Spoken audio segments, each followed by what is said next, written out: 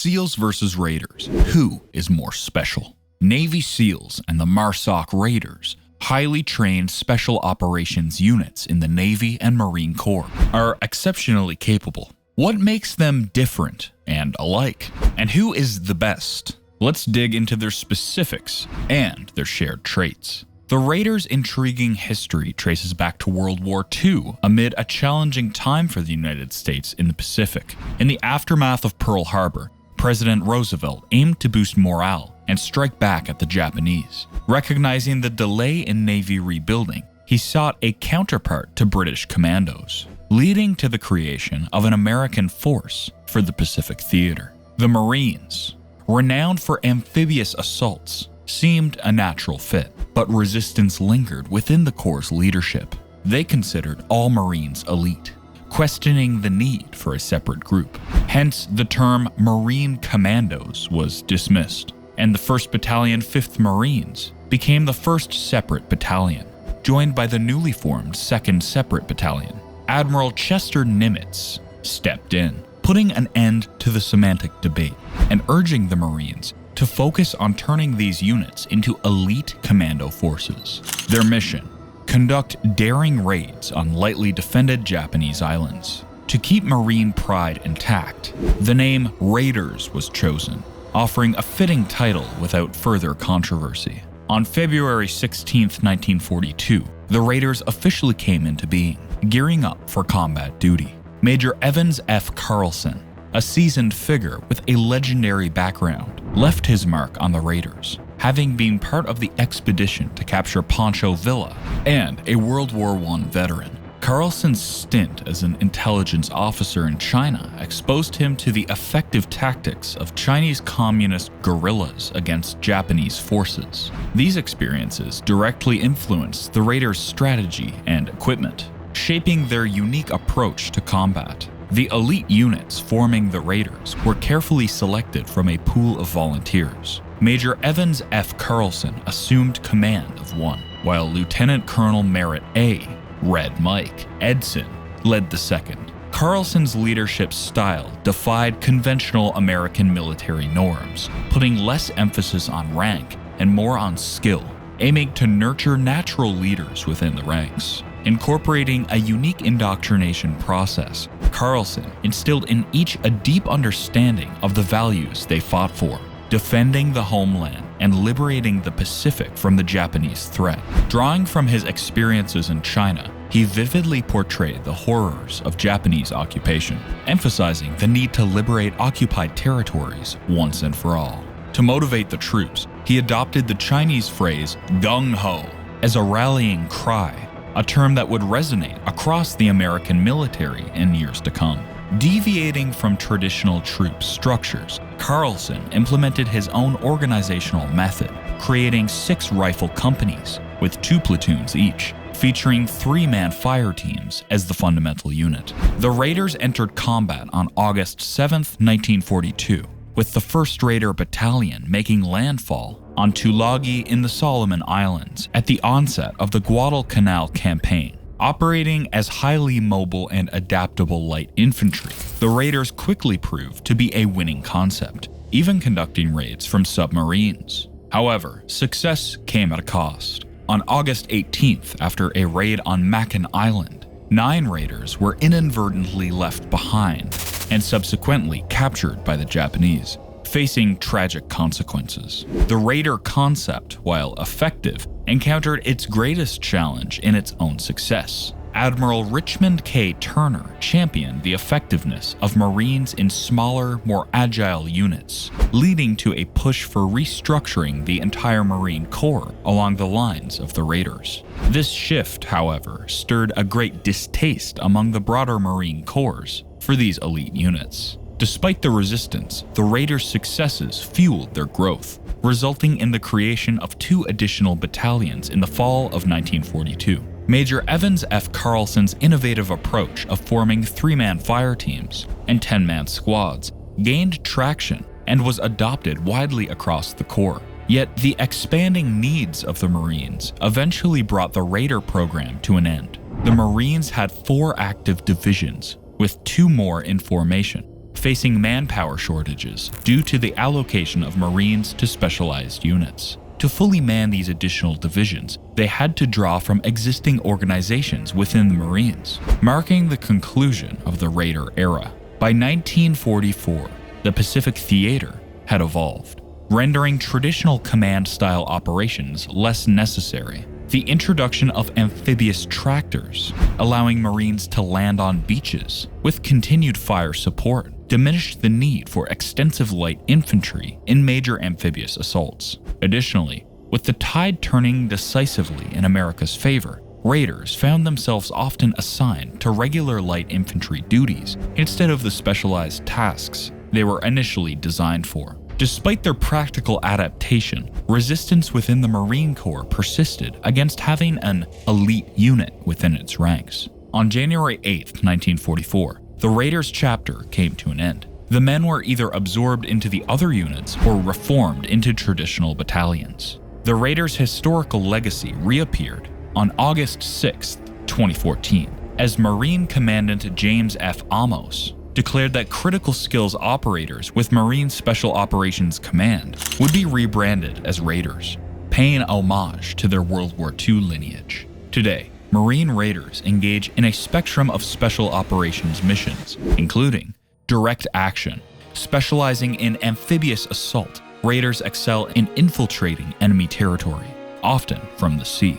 Their missions involve securing, capturing, or destroying high-value assets. An illustrative example occurred in a recent Ukrainian Special Forces raid on Crimea, where they eliminated Russian security personnel and destroyed an S-400 site. Such direct action missions reveal critical vulnerabilities in an enemy's capabilities, with far-reaching consequences, like the penetration of Russian airspace by multiple volleys of missiles and drones. Special reconnaissance. In this role, Marine Raiders execute clandestine beach landings, aiming to remain undetected, operating in small, highly covert groups. Their missions are characterized by extreme risk and high potential rewards, focusing on intelligence gathering rather than direct enemy engagement. Staying out of sight, Raiders prioritize gathering crucial intel on the enemy, terrain, and infrastructure, contributing significantly to future military campaigns. The modern Marine Raiders carry the torch of their historic predecessors, adapting to contemporary challenges with the same spirit of versatility and resilience. Security Force Assistance. Marine Raiders play a crucial role in supporting the success of partner and allied governments. Collaborating closely with foreign partners, their tasks range from training partner nation militaries, a common function of U.S. Special Forces globally, to engaging in joint raids. An example is the collaborative American-Filipino raids targeting al-Qaeda networks in the South Pacific. Counterinsurgency. Raiders excel in neutralizing insurgent networks and movements during counterinsurgency operation. Their approach involves direct action missions alongside psychological and civic campaigns to eradicate threats. This might include raiding an insurgent stronghold, disseminating anti-insurgency propaganda, and aiding in local recovery efforts after conflict. Raiders showcase versatility, emphasizing that not all missions involve lethal force or destruction. Counterterrorism. Specializing in intelligence gathering, surveillance, and decisive preemptive actions, Raiders focus on countering terrorist networks. Their goal extends beyond retaliation, aiming to deter or prevent attacks through proactive measures. Support to combating weapons of mass destruction. Drawing from experiences like Desert Storm, Raiders assist theater commanders in addressing the threat of WMDs. They engage in locating, identifying, and tracking WMDs in combat theaters, collaborating with other tools such as airstrikes to neutralize the threat swiftly. Foreign internal defense. Like other U.S. Special Forces, Raiders provide indirect assistance to foreign governments in their national defense efforts. An example is the training of Ukrainian regular and Special Forces units, suggesting ongoing support for Ukraine's military training and planning. Support to unconventional warfare. In a unique role, Raiders engage in creating and fueling insurgency movements. Throughout history, from World War II to current speculations, U.S. Special Forces, including Raiders, are rumored to coordinate insurgency movements remotely within Russia-occupied territories in Ukraine. It highlights the diverse missions that Raiders undertake, adapting to varied scenarios with strategic acumen. Navy SEALs, with roots tracing back to World War II, emerged at a critical time when the US faced challenges in gathering intelligence on Japanese defenses. Amphibious operations were inherently risky, demanding precise information to avoid casualties. The solution took shape in the form of the first SEALs, initially organized as a joint Army-Navy beach reconnaissance force named Scouts and Raiders. Their covert mission involved identifying and infiltrating target beaches ahead of assaults and guiding assault waves to their destinations. The joint force ventured to the North Africa campaign in November 1942, with the first group participating in Operation Torch off of the African coast, subsequently engaging in combat across Sicily, Salerno, Anzio, Normandy, and the south of France. Following the success of the African campaign, a second group, Special Service Unit No. 1, was established on July 7, 1943, undertaking missions in Papua New Guinea, Gasmata, Araway, Cape Gloucester, and New Britain. They achieved success without a single casualty. However, the Navy sought a more streamlined force, leading to the reassignment of Army personnel and the official transition of Special Service Unit No. 1 into an all-Navy force, now named the 7th Amphibious Scouts. These elite soldiers played a pivotal role in ongoing amphibious campaigns against Japanese forces.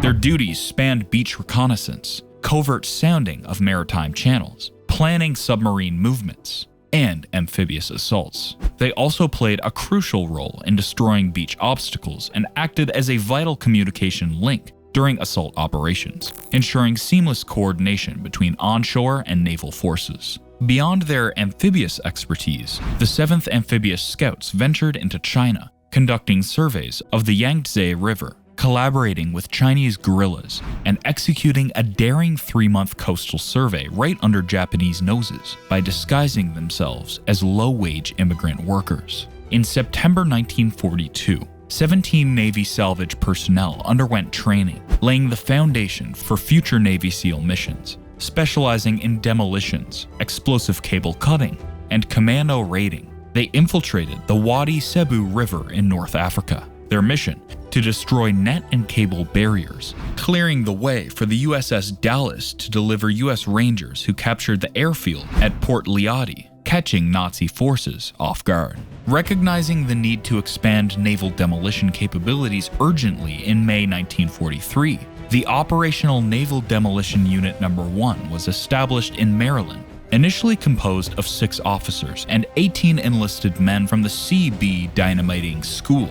It expanded to include volunteers from the Navy's Seabees and Civil Engineer Corps. These prototype SEALs played a pivotal role in the invasion of Sicily, with their success leading to the unit's expansion to accommodate new recruits. During the Normandy landings, these elite units played a crucial role in breaching German defenses, despite suffering heavy casualties at Omaha Beach. Their impact directly influenced the success of the landings. After Operation Dragoon in southern France, personnel were transferred to the Pacific Theater, integrating into the underwater demolition teams and causing havoc for Japanese forces. The Office of Strategic Services, a precursor to the CIA, also contributed to the SEAL heritage. Modeled after British commandos, OSS commandos, including Navy personnel, conducted amphibious infiltrations behind enemy lines during World War II. Their mission encompassed reconnaissance, direct action against priority targets,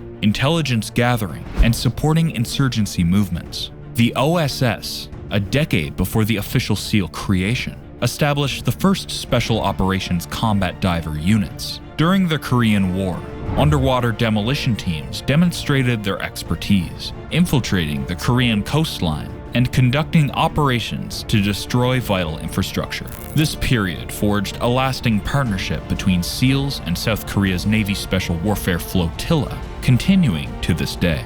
The UDTs, despite criticism from non-naval force roles, played a pivotal role in the success of marine landings at Incheon and in mine-clearing operations along the Korean coast. On October 13, 1950, UDT operator William Giannotti made history by conducting the first American combat operation using an early underwater breathing device, the Aqualung. The official birth of the SEALs occurred during the Vietnam War in January 1962.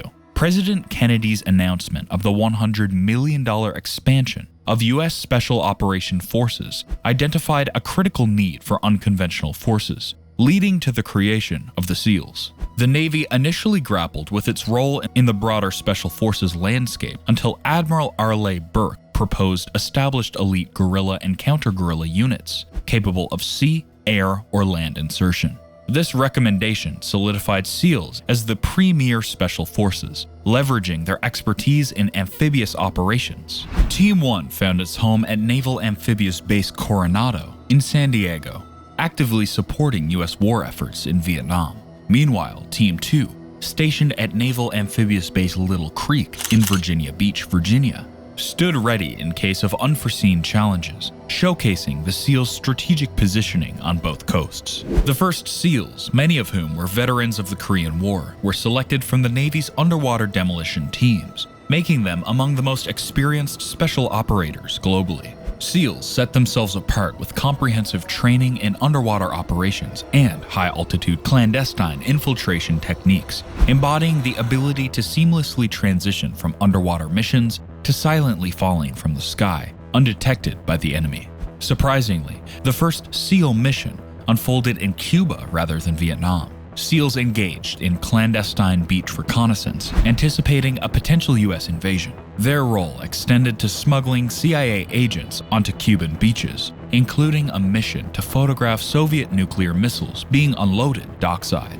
Recognizing the value of SEALs, the CIA incorporated them into covert operations starting in 1963. This partnership has endured, with the CIA actively recruiting SEALs for its Special Operations Group, maintaining a covert and elite force often overshadowed by the SEALs' public profile. The SEAL-CIA collaboration thrives on accomplishing the seemingly impossible, showcasing the SEALs' adaptability and effectiveness. Yet, in the realm of miracles, the Special Operations Group takes center stage. SEALs continued to serve in global conflicts, many of their operations remaining classified. Their well-known rivalry with the Soviet Union Special Forces led to rumored direct conflicts during the Cold War, adding a layer of intrigue to their history. In the 1991 US-led invasion of Iraq, SEALs played a pivotal role in the success of the assault on Kuwait. A 7-man team executed a brilliant deception by fooling the entire Iraqi military into expecting a sea invasion by strategically setting off explosives and deploying marked buoys just offshore. The SEALs diverted Iraqi forces to the east, creating vulnerabilities in their defenses that the coalition swiftly exploited. As the global war on terror unfolded after 9/11, SEALs upheld their doctrine of infiltration via land, sea, and air, combating terror networks worldwide, from Africa to the Middle East and the South Pacific. SEALs played a crucial role in identifying and dismantling global terror networks, while Marine Raiders excel as an elite force directly supporting U.S. special operations globally. SEALs are uniquely designated as a jack-of-all-trades force. The popular sentiment encapsulates their significance in international crises, with the first two questions the U.S. president asks being the location of the closest carrier and the nearest SEALs. Comparing the two forces is often deemed flawed, as both are indispensable in different capacities. They complement each other, contributing to a greater ecosystem that, alongside allies and partners, safeguards the current liberal world order. Together, they tackle challenges that conventional forces alone cannot easily address, illustrating the symbiotic role of SEALs and Marine Raiders in the broader defense framework. SEALs and Marine Raiders complement each other in the evolving landscape of modern warfare. SEALs' adaptability and global reach make them swift responders, addressing diverse threats precisely.